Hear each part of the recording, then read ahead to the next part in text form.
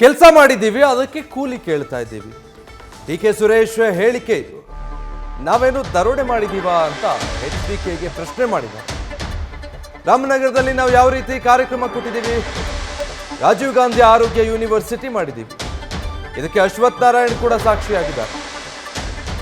ಈ ಡಿ.ಕೆ. ಸುರೇಶ್ ಹೇಳಿಕೆ ವಿರುದ್ಧ ಕುಮಾರಸ್ವಾಮಿ ಕೂಡ ವಾಗ್ದಾಳಿ ನಡೆಸಿದ್ದಾರೆ.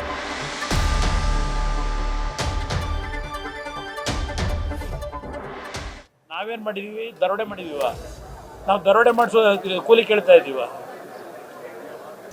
ರಾಮನಗರ ಜಿಲ್ಲೆ, ನಾನು ಆ ಜಿಲ್ಲೆಗೆ ಕಾಲಿಡಬೇಕಾದ್ರೆ ಏನು ಪರಿಸ್ಥಿತಿ ಇತ್ತು, ನಾನು ಕಾಲಿಟ್ಟ ಮೇಲೆ ನಾನು ಜನಪದಿ ಮೇಲೆ ಯಾವ ರೀತಿಯಲ್ಲಿ ಕಾರ್ಯಕ್ರಮ ಕೊಟ್ಟಿದ್ದೇವೆ.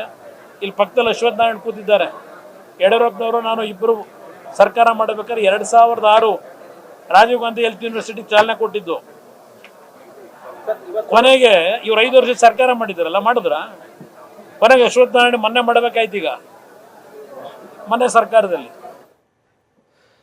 ಸೊ ಡಿ.ಕೆ. ಸುರೇಶ್ ಅವರ ಹೇಳಿಕೆಗೆ ಇದು ಕುಮಾರಸ್ವಾಮಿ ಅವರು ಕೊಟ್ಟಿರೋ ಟಾಂಗ್. ಡಿ.ಕೆ. ಸುರೇಶ್ ಪ್ರಚಾರದಲ್ಲಿ ಭಾಷಣ ಮಾಡಬೇಕಾದ್ರೆ ಜನರ ಬಳಿ ಮತ ಕೇಳುವಾಗ ಕೆಲಸ ಮಾಡಿದೀವಿ, ಅದಕ್ಕೆ ಕೂಲಿ ಕೇಳ್ತಾ ಇದೀವಿ, ಕೂಲಿ ಕೊಡಿ ಅಂತ. ಅಂದ್ರೆ ಮತ ಹಾಕಿ 5 ವರ್ಷ ಕೆಲಸ ಮಾಡಿದ್ದೀನಿ ಸಂಸದನಾಗಿ ಅನ್ನೋ ಅರ್ಥದಲ್ಲಿ ಭಾಷಣ ಮಾಡಿದ್ರು. ಅದಕ್ಕೆ ಕುಮಾರಸ್ವಾಮಿ ಅವರು ಟಾಂಗ್ ಕೊಟ್ಟಿದ್ದಾರೆ. ಹಾಗಿದ್ರೆ ನಾವು ಕೆಲಸ ಮಾಡಿಲ್ವಾ, ದರೋಡೆ ಮಾಡಿದೀವಾ ಅಂತ ಪ್ರಶ್ನೆ ಮಾಡಿದ್ದಾರೆ. ನಾನು ರಾಜಕೀಯಕ್ಕೆ ರಾಮನಗರ ಆಯ್ಕೆ ಮಾಡಿಕೊಂಡು ಕಾಲಿಡುವಾಗ ಜಿಲ್ಲೆಯಲ್ಲಿ ಏನು ಪರಿಸ್ಥಿತಿ ಇತ್ತು, ಬಟ್ ಈಗೇನು ಪರಿಸ್ಥಿತಿ ಇದೆ ಅಂತ ಪ್ರಶ್ನೆ ಕೇಳಿದ್ದಾರೆ.